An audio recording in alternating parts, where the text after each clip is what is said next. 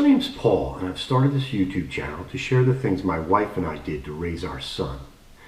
I've written a book on parenting titled I Raised an Independent, Confident, Good Decision Maker, and so can you.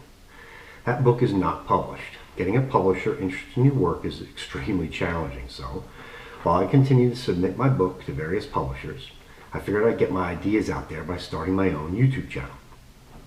Ultimately, I hope to get my book published so that you can take your time and read about the overall approach my wife and I used to raise our son to be an ICD adult, an independent, confident, good decision maker.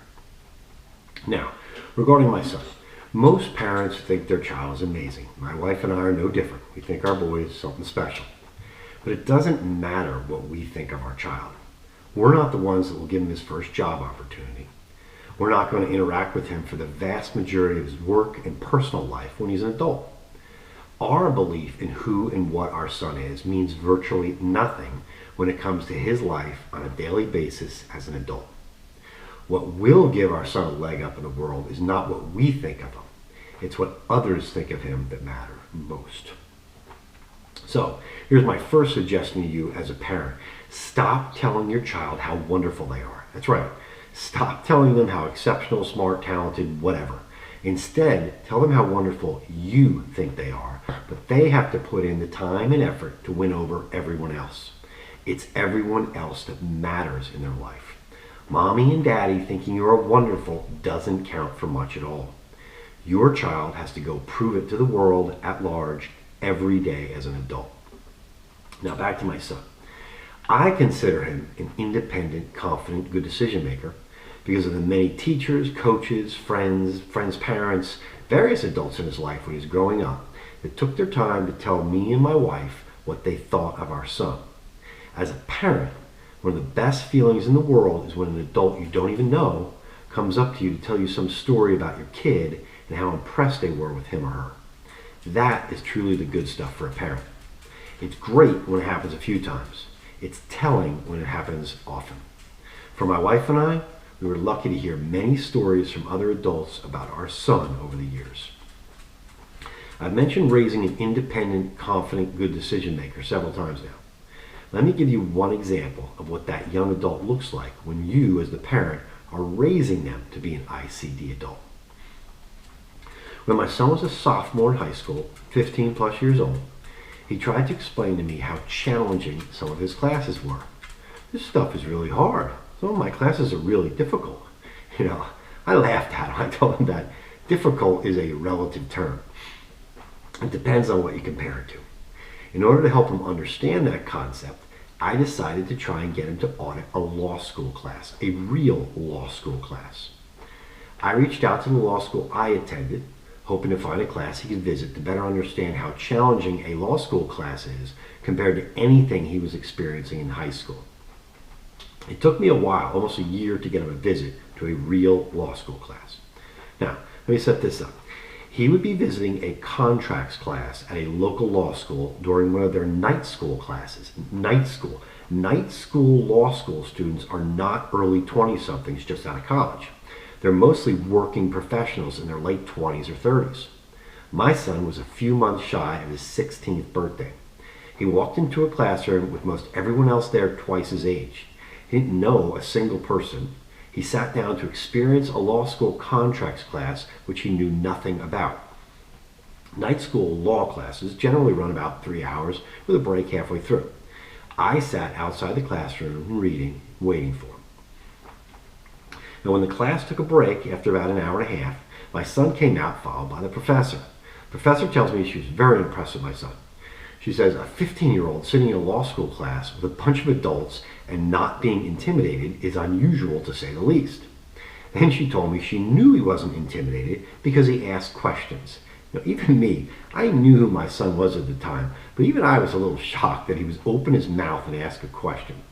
Law school classes can be very intimidating for actual law school students, let alone a high school kid. So during the first case discussed, they repeatedly used the word precedent. Precedent is one of the legal terms every law school student learns on virtually day one. It's critically important to understand that term in order to understand and analyze cases. I could just imagine the thought that went through every other student in that class, adult students. Who in the hell is this little kid? Why is he here? And he's actually asking a question. So the professor explained the term precedent, and the class continued. While the professor is telling me about my son asking a question, she was literally shaking her head in amazement. And she said, and I understood because I've been to law school, how intimidating a law school class can be. Now, my son didn't sit through the second half of the class. It was a school night, and he had achieved everything I'd hoped for in that first hour and a half. Now, that's what an independent, confident, good decision maker looks like. A 15-year-old sitting alone in a law school class of probably 50 adults, and he asks a question to better understand what's being discussed. Independent, confident, good decision maker. Now, I had a number of reasons for spending almost 12 months trying to set up that experience. First, I wanted him to see what a truly challenging classroom environment was, compared to what he thought it was based on his high school classes. Second, it was an opportunity to yet again put him in an uncomfortable situation. Every ICD adult has learned to be comfortable with being uncomfortable. Lastly, I didn't know if he would have any interest in becoming a lawyer. Why not let him see a bit of a law school class? Parents using the ICD parenting approach purposefully expose their kids to as many different things as possible for many reasons.